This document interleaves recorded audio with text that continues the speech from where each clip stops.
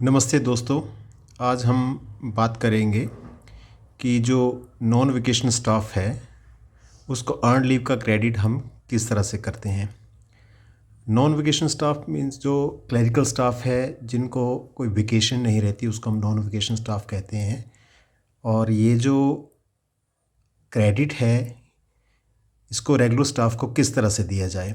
तो पॉइंट 2 में rule 26(1)(a)(1) of FRSR part 3 जिसको कि हम लीव रूल के नाम से जानते हैं, या इन रूल्स को हम central civil service leave rules 1972 के नाम से जानते हैं। उसमें रूल 26(1)(a)(1) जो है वो ये कहता है कि किसी भी एम्प्लॉई को जब हम उसको अर्न लीव का क्रेडिट जब देंगे तो उसको 2 इंस्टॉलमेंट में देंगे, और जो 2 इंस्टॉलमेंट होंगी वो एडवांस होंगी और उसको फर्स्ट डे ऑफ जनवरी को देंगे और फर्स्ट डे ऑफ जुलाई को देंगे। यानी कि हम 15-15 जो अर्न लीव है एडवांस में उसकी सर्विस बुक में हम क्रेडिट करेंगे। इसके अतिरिक्त रूल 26(1)(a) ये कहता है कि साथ ही साथ अगर कोई एम्प्लॉई ट्रांसफ़र होता है और उसका अनअवेल्ड जॉइनिंग टाइम है ड्यू टू सम रीजंस, जिसको कि हम नेक्स्ट वीडियो में डिस्कस करेंगे कि अनअवेल्ड जॉइनिंग टाइम को अर्न लीव में कैसे क्रेडिट, तो वो भी साथ में अर्न लीव में क्रेडिट होता है।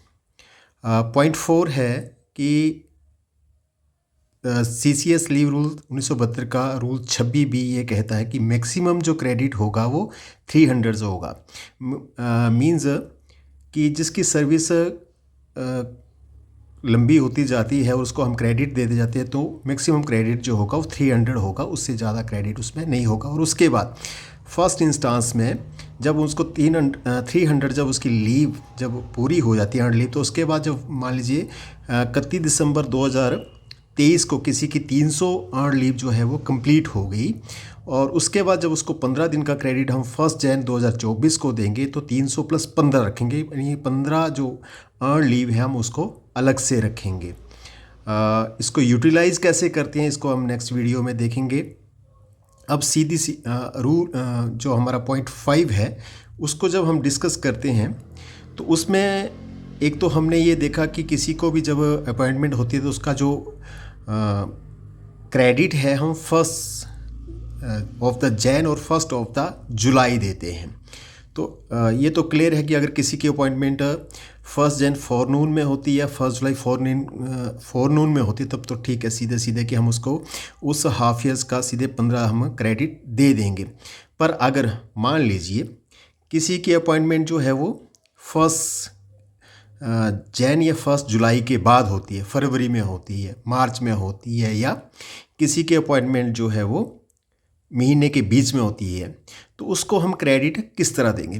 तो रूल 27(1) ये कहता है कि हम जो क्रेडिट जो देंगे वो कंप्लीट मंथ के लिए देंगे। मींस कहने का अर्थ ये हुआ कि अगर किसी की अपॉइंटमेंट 1 के बाद होती है तो हम उस महीने का क्रेडिट उसको नहीं देते। जैसे मान लीजिए किसी की अपॉइंटमेंट जो है 15 जैन को हुई, तो 15 जैन में हम क्या करेंगे कि उसको जो है वो जनवरी महीने का क्रेडिट हम नहीं देंगे और उसको क्रेडिट जो हम काउंट करेंगे वो फरवरी से करेंगे। तो फरवरी से लेकर जून महीने तक हमारे 5 मंथ्स होते हैं। तो रूल 27(1) ये कहता है कि प्रत्येक मंथ के लिए, प्रत्येक महीने के लिए जो क्रेडिट है वो 2.5 दिन का होगा। तो हम क्या करेंगे कि 5 मंथ्स को 2.5 से मल्टीप्लाई करेंगे और वो जो आता है वो 12.5 आता है। तो 12.5 में हम क्या करेंगे कि उसको 13 मान लेंगे, 5 या 5 से ज़्यादा होगा उसको एक नेक्स्ट हम कर लेंगे, और इस तरह से उसको जो क्रेडिट मिलेगा वो 13 अर्न लीव का मिलेगा जिसकी अपॉइंटमेंट जनवरी के बीच में हुई है। इसी तरह हम मान लीजिए कोई किसी की फरवरी में होती है या मार्च में होती है तो हम उसको भी इसी तरह कैलकुलेट करेंगे कि जितने मंथ्स होंगे कंप्लीट मंथ्स अप टू 30 जून या 31 दिसंबर, तो मल्टीप्लाई बाई कंप्लीट मंथ को हम 2.5 से 5/2 से मल्टीप्लाई करेंगे और जितने अर्ली उसके सर्विस बुक में उसको हम क्रेडिट करेंगे, लिखेंगे।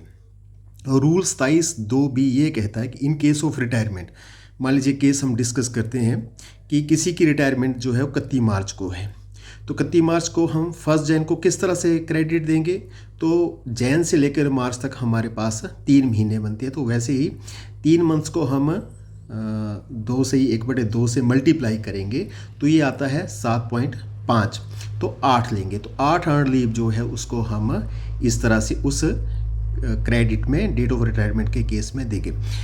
मींस कहने का यह बात है कि रूल्स ये कहते हैं 27(1) ये कहता है कि हम कंप्लीट मंथ के लिए जो है वो अर्न लीव का क्रेडिट देते हैं। और यहाँ पर हम जो ये बात कर रहे हैं क्रेडिट की, ये नॉन वेकेशनल स्टाफ की बात कर रहे हैं, यानी कि जो नॉन टीचिंग स्टाफ की बात कर रहे हैं हम।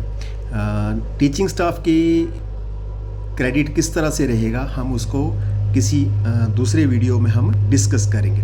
अब कि क्रेडिट सर्विस बुक में जब हम इसको डील करते हैं तो उस तरह से है कि मान लीजिए किसी की अपॉइंटमेंट जो है वो 1/1/24 को फोरनून में होती है, तो 1/1/24 से लेकर हम 30/6/24 6 महीने का क्रेडिट जो उसको सीधे 15 हम दे देंगे। 1/7/24 आएगा तो फिर उसको 15 महीने का क्रेडिट देंगे, फिर उसकी 30 हो जाएगी। इस तरह से मान लीजिए उसकी करते करते हम 285 अर्न लीव हो जाती है। तो 1/1/31 को हम फिर हमने क्रेडिट दिया 15 दिन का, तो 300 हो गई। 1/7/31 को जब हमने क्रेडिट दिया तो 15 में तो 300 + 15 करके हम लिखेंगे उसको।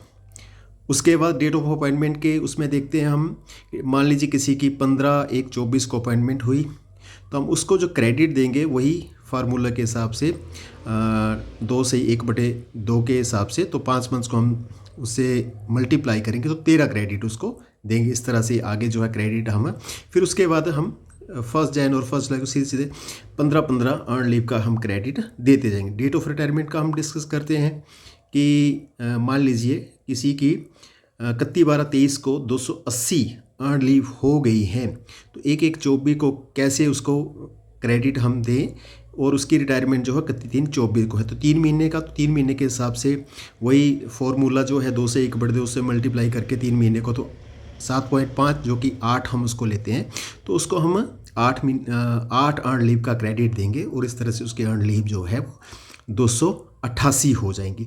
तो इस तरह से हम देखते हैं कि ये जो है अर्न लीव का जो क्रेडिट हम नॉन वेकेशन स्टाफ को इस तरह से देते हैं। यदि आपको इसमें कोई कन्फ्यूज़न लगे या कोई और आपका कोई क्वेरी हो तो आप जो है वो कमेंट बॉक्स में अपना जो क्वेरी है वो भेज सकते हैं। धन्यवाद।